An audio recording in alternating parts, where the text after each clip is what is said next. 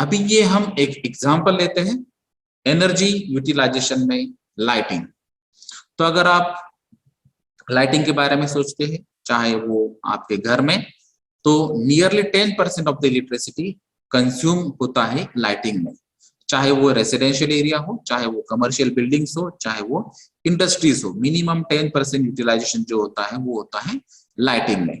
तो अगर आप अप्रोक्सीमेट अमाउंट निकालेंगे उसमें, तो 11,000 मेगावाट एनुअल इलेक्ट्रिसिटी कंजम्पशन होता है। और इसमें जो हम यूनिट वाइज देखेंगे तो ये 50 billion kWh unit point of view. तो इतना मेगावाट में अगर आपको डिमांड है, इतना कंजम्पशन होता है, इतने यूनिट्स यहाँ पे फॉर्म होते हैं, तो ये एक बहुत बड़ा एरिया है एज अ लाइटिंग। तो इलेक्ट्रिसिटी 10% हमने जो देखी थी वो है लाइटिंग में। तो उसको सोल्यूशन क्या है? तो एनर्जी सेविंग के लिए सबसे बढ़िया सिंपल सोल्यूशन है कि आपको अगर नेचुरल लाइट जितना पॉसिबल है अगर आप यूज कर पाते हैं, तो नेचुरल लाइट यूज करके, या फिर जैसे कि आप सनलाइट यूज करते हैं, या फिर आपके जो विंडोज है, विंडोज में से आप लाइट यूज कर सकते हैं, या फिर कुछ ओपनिंग्स होते हैं, वो ओपनिंग्स अगर आप कुछ ओल्डन डिजाइन में देखेंगे तो वो पुराने जो घर थे, वो घर में भी एक सेंटर में एक ओपनिंग होती थी जहां पर नेचुरल लाइट यानी कि सनलाइट आता था, और वो लाइट का रिफ्लेक्शन की वजह से ओवरऑल घर में जो है वो नेचुरल लाइट यूज होता था, और वहां पे आर्टिफिशियल लाइटिंग की जरूरत कम होती थी। तो ये भी आप एक सिंपल अडॉप्ट कर सकते हैं स्ट्रेटजी। उसके अलावा जहां पर आपको रिक्वायरमेंट नहीं हो वहां पे आपको लाइट स्विच ऑफ करना चाहिए, जिसकी वजह से यहाँ पे एनर्जी सेविंग हो सकती है, या फिर जो वेस्ट ऑफ इलेक्ट्रिसिटी है वो भी आप सेव कर सकते हैं। या फिर जो लाइटिंग सिस्टम्स है उसका लेआउट जो है वो आप मॉडिफाई कर सकते हैं, जिसकी वजह से आपको नेचुरल लाइट मैक्सिमम यूटिलाइज करना पड़े, या फिर जो भी आर्टिफिशियल लाइट्स है उसका मैक्सिमम यूटिलाइजेशन हो सकते हैं, और फिर वेस्टेज जो है वो आप कम कर सकते हैं। या फिर जो इंटीरियर्स होते हैं उसके लिए भी आपका जो कलर चॉइस है उसकी वजह से भी डिफरेंस आता है। जैसे कि अगर आप ओवरऑल हॉस्पिटल्स, इंस्टीट्यूट्स या कमर्शियल कॉम्प्लेक्सेस देखेंगे, तो जहां पर भी आपको नेचुरल लाइट यूज करना है या फिर आर्टिफिशियल लाइट कम से कम यूटिलाइज करना है, तो वहां पे व्हाइट कलर यूज होता है, क्योंकि व्हाइट कलर साइंटिफिकली प्रूवन है कि ये एक अच्छा रिफ्लेक्टर है, और रिफ्लेक्शन की वजह से यहाँ पे आपको कम लाइट में रिफ्लेक्शन की वजह से आपका एनर्जी कंजम्पशन कम कर सकते हैं। अगर आप डार्क लाइट या डार्क कलर वहां पे यूज करेंगे, तो डार्क कलर का नॉर्मल या नेचुरल प्रॉपर्टी है कि वो मैक्सिमम लाइट एब्जॉर्ब कर लेगा, जिसकी वजह से आपको लाइट की डिमांड भी ज्यादा होगी। तो आपको कलर कॉम्बिनेशन भी अच्छे रखने चाहिए, या फिर रिफ्लेक्टर कलर्स आपको यहाँ पे यूज करने चाहिए। व्हाइट या लाइट कलर जो है वो आपको यूटिलाइज करना चाहिए जहां पे आपको लाइट यूटिलाइज करना पड़े। उसके अलावा जो कुछ टाइमर स्विचेस होते हैं, या फिर कोई पीवी कंट्रोलिंग सिस्टम्स होते हैं, या फिर फोटो सेंसर्स होते हैं, उसका भी आप यूटिलाइजेशन कर सकते हैं, जिसके बेसिस पे जब भी आपको जरूरत होती है, जितने टाइम की जरूरत होती है, उतनी ही टाइम में वो एक्चुअली लाइट यूटिलाइज होगी, और उसके बाद में जब मैनुअल इंटरवेंशन नहीं होगा, वहां पे कोई पर्सन अवेलेबल नहीं होगा, तो ऑटोमेटिक वो लाइट स्विच ऑफ हो जाएगी। ऐसे सेंसर्स भी आप वहां पे यूटिलाइज कर सकते हैं। तो ये टेक्नोलॉजिकल चेंज है, या इंस्ट्रूमेंट्स में जो लेटेस्ट डेवलपमेंट है उसमें चेंजेस है, तो ये आप यूटिलाइज कर सकते हैं। तो इसके एग्जांपल्स मैंने कुछ मल्टीनेशनल कंपनीज के यहाँ पर देखे हैं जिन्होंने वो फोटो सेंसर्स यहाँ पे इम्प्लीमेंट किया या अप्लाई किया। तो हायर इन्वेस्टमेंट आपको इनिशियल लेवल में लगेगी, लेकिन लॉन्ग टर्म में अगर आप देखेंगे तो 4-5 साल के अंदर ये ओवरऑल इन्वेस्टमेंट आपकी नलिफाई होगी, और उसके बाद में आपको जो भी एनर्जी यूटिलाइज करेंगे वो प्रॉफिट करके ही आपको यूटिलाइज करना पड़ेगी।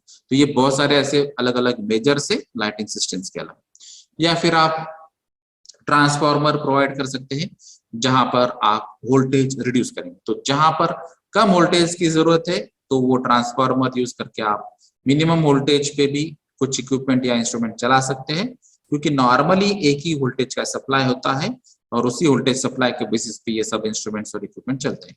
तो आप ट्रांसफार्मर का भी यूज कर सकते हैं जहां पर ये जरूरत ना हो, तो कम वोल्टेज पे भी आप ये काम चला सकते हैं।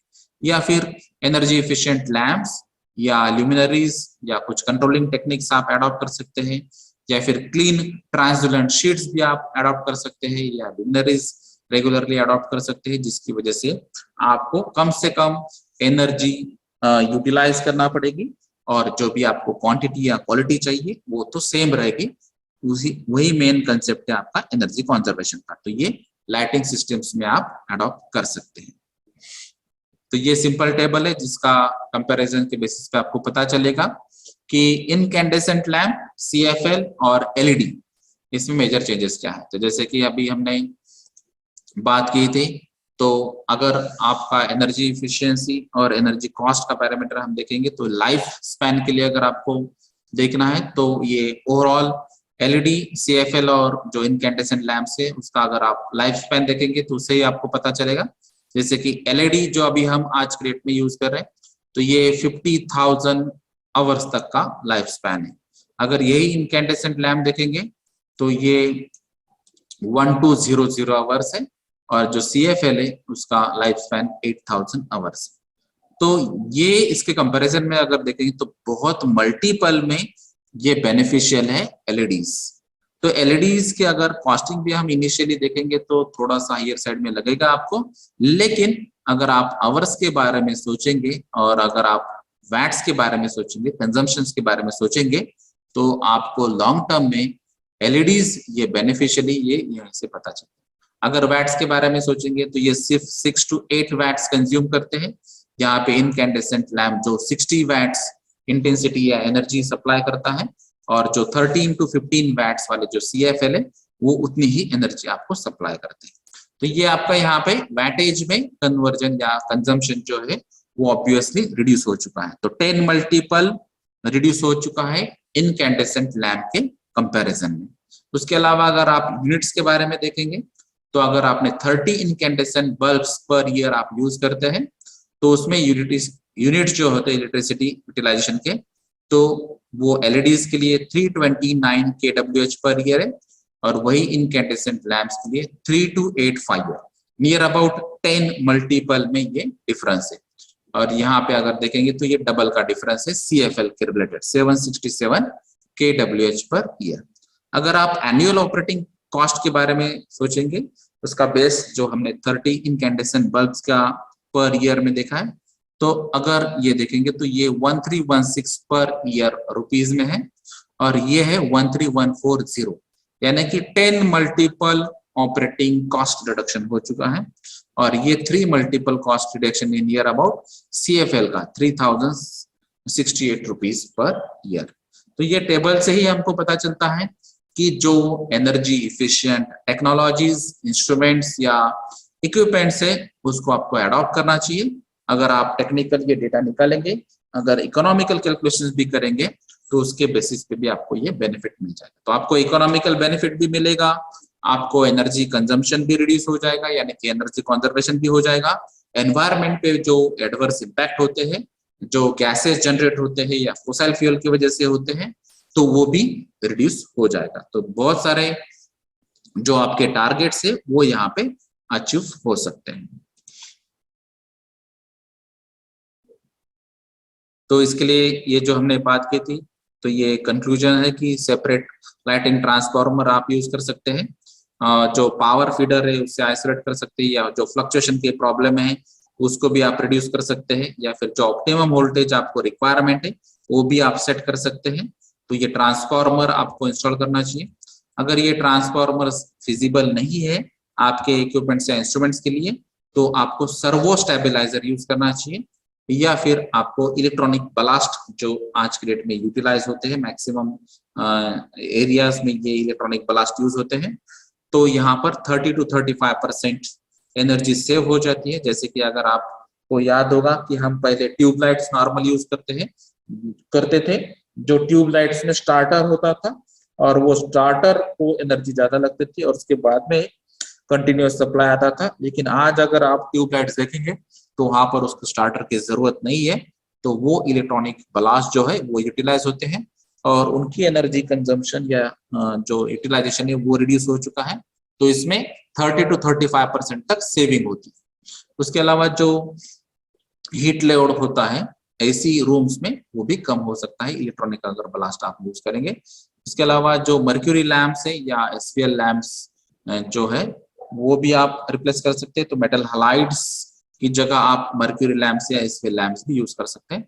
आप सीएफटी जो पहले हम यूज करते थे, पहले सारे जो भी डिस्प्लेज है, तो डिस्प्लेज में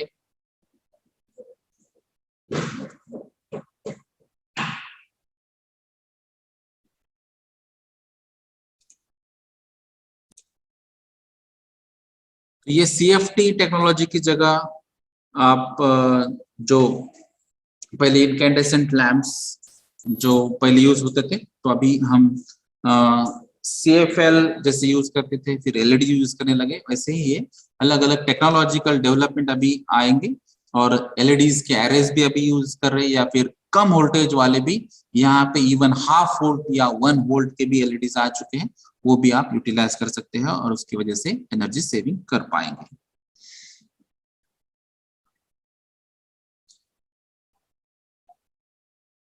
अभी रेसिडेंशियल या कमर्शियल कॉम्प्लेक्सेस, मॉल्स या इंडस्ट्रीज में अगर हम देखेंगे तो मैक्सिमम जगह आपको फैन यूटिलाइज करना ही पड़ता है।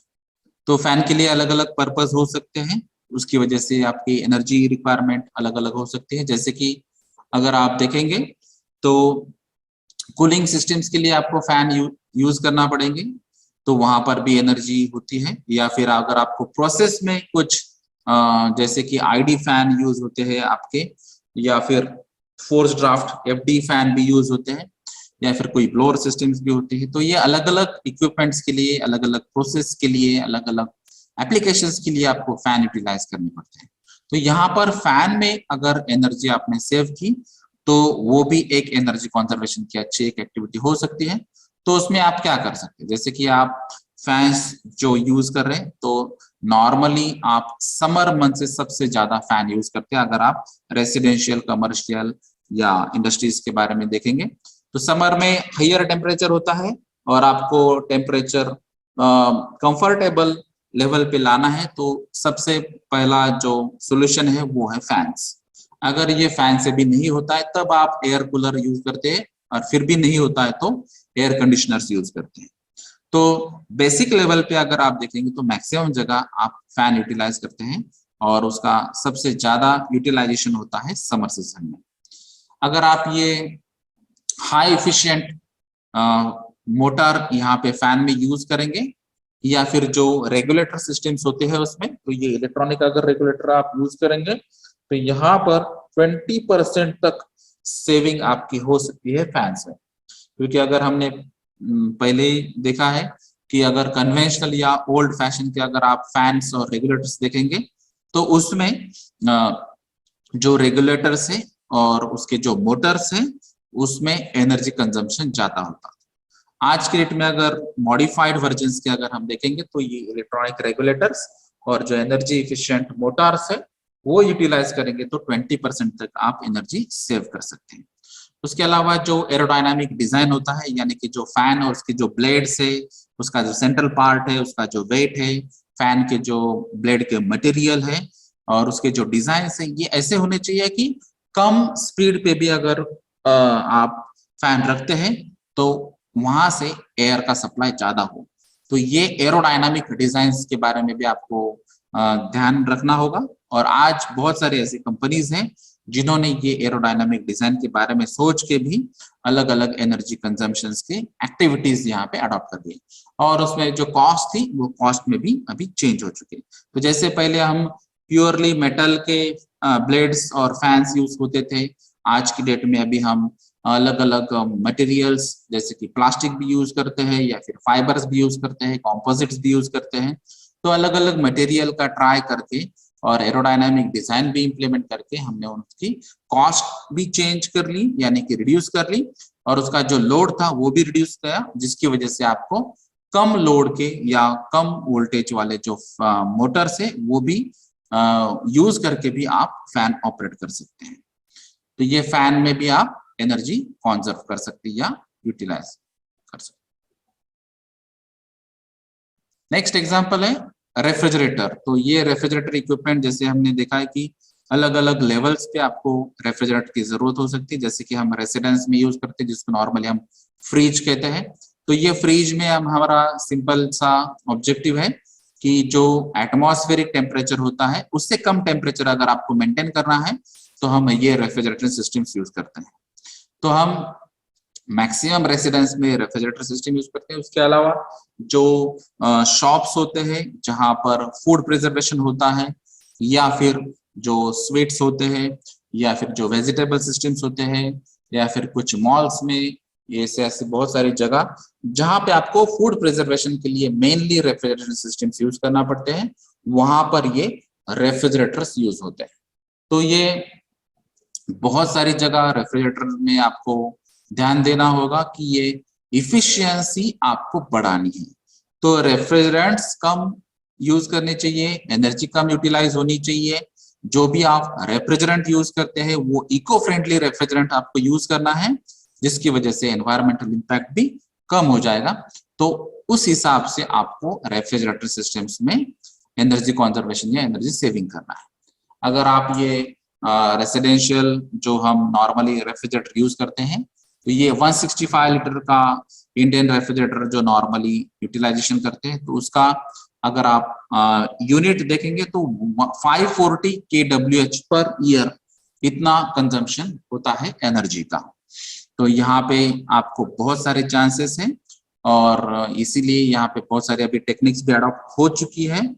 और ब्यूरो ऑफ एनर्जी इफिशियंसी यानी कि BEE ने अलग अलग स्टार रेटिंग वाले मॉडल्स भी लाए हैं, और ये सभी इंडस्ट्रीज को, मैन्युफैक्चरर को कंपलसरी भी किया है कि आपको एनर्जी इफिशिएंट टेक्नोलॉजी और इक्विपमेंट्स यूटिलाइज करके ही अलग अलग ये मॉडल्स लाने चाहिए। तो वहां पे 5 star rating, 4 star rating, 3 star, 2 star, 1 star rating, ऐसे अलग अलग रेटिंग्स के भी मॉडल्स यहाँ पे अभी अवेलेबल। अगर ये कंपैरिजन हम कोरियन मॉडल से देखेंगे तो ये 200 लीटर का जो कोरियन मॉडल है, तो ये सिर्फ 240 kWh पर ईयर इतना एनर्जी कंज्यूम करता है। यानी कि आपका 165 लीटर कैपेसिटी वाला, यानी कि कम कैपेसिटी वाला जो रेफ्रिजरेटर है वो यूटिलाइज करता है 540 kWh पर ईयर। लेकिन अगर हम कोरियन मॉडल में देखेंगे तो वो 200 लीटर कैपेसिटी का रेफ्रिजरेटर है, यानी कि इससे 165 से ज्यादा है, लेकिन उसका कंजम्पशन बहुत कम है, तो 240 kWh पर ईयर। तो इसके बारे में आपको ये सोचना होगा कि इफिशियंसी इसकी कैसे बढ़ाई जाए, एनर्जी इफिशिएंट टेक्नोलॉजीज कैसे अडॉप्ट किया जाए, या फिर जो भी आपके साइकिल्स है जिसको हम रेफ्रिजरेशन साइकिल्स कहते हैं, तो रेफ्रिजरेशन साइकिल्स के कंपोनेंट्स में या प्रोसेस में आपको कुछ चेंज करना चाहिए, मटेरियल में चेंज करना चाहिए, जिसकी वजह से इसकी इफिशियंसी बढ़ जाए। तो ये अलग अलग ऑप्शंस आपको यहाँ पे ऑब्जर्व करना चाहिए और इम्प्लीमेंट करना चाहिए। तो ये हाई एफिशिएंसी रेफ्रिजरेटर जो है ये इंडिया में पहले मैन्युफैक्चर नहीं होते थे, अभी थोड़े बहुत मैन्युफैक्चर होने लगे हैं, लेकिन मैक्सिमम जो इंडियन मॉडल्स है वो इंपोर्टेड मॉडल्स है, या फिर जो टेक्नोलॉजी है वो इंपोर्टेड टेक्नोलॉजी है, और यहाँ पे हम सिर्फ असेंबलिंग करते हैं। तो ये आपको यहाँ पे मेन फोकस करना चाहिए कि यहाँ पे ये जो टेक्नोलॉजी है, ये टेक्नोलॉजिकल चेंजेस यहाँ पे मेजर होने चाहिए, जिसकी वजह से आपको एनर्जी इफिशिएंट रेफ्रिजरेटर आप प्रोड्यूस कर सके और एनर्जी सेविंग कर सके। तो जो भी इलेक्ट्रिकल सप्लाई आप करते हैं या एनर्जी यूज करते हैं, उसकी क्वालिटी भी आपको मेंटेन रखनी है, क्वांटिटी भी आपको रिक्वायर्ड है, लेकिन एनर्जी इफिशिएंट टेक्नोलॉजी के बारे में इनोवेशंस आपको करने होंगे, कुछ टेक्नोलॉजिकल चेंजेस करने होंगे, मटेरियल चेंजेस करने होंगे, या फिर कुछ इनोवेटिव आइडियाज आपको इंप्लीमेंट करने होंगे। अभी हम बात कर रहे हैं कि इंडस्ट्रीज में, जैसे अभी हम सेक्टर वाइज हमने देखा था, डिस्कस किया था कि इंडस्ट्रीज में नियर अबाउट 50% एनर्जी यूटिलाइज होती है। तो सबसे ज्यादा जरूरत इन एनर्जी कंजर्वेशन की इंडस्ट्रीज में। तो इंडस्ट्रीज में अगर हम कंपोनेंट देखेंगे तो एनर्जी कंज्यूम करने वाले सबसे मेन कंपोनेंट्स है boiler, compressors, furnaces, DG set, Motors, pumps और रेफ्रिजरेशन सिस्टम्स। तो ये मेजर कंपोनेंट्स है जहां पे हाई क्वांटिटी में एनर्जी कंज्यूम होती है, या फिर शायद सब ओल्ड मॉडल डिजाइन अगर आप कंपोनेंट्स यूज करते हैं जहां पे एनर्जी कंजर्वेशन का प्रॉब्लम। तो आपको इंडस्ट्रीज में जब ये आप अगर कोई कंपोनेंट्स इसमें से यूज करते होंगे तो उसके बारे में सबसे पहले सोचना है।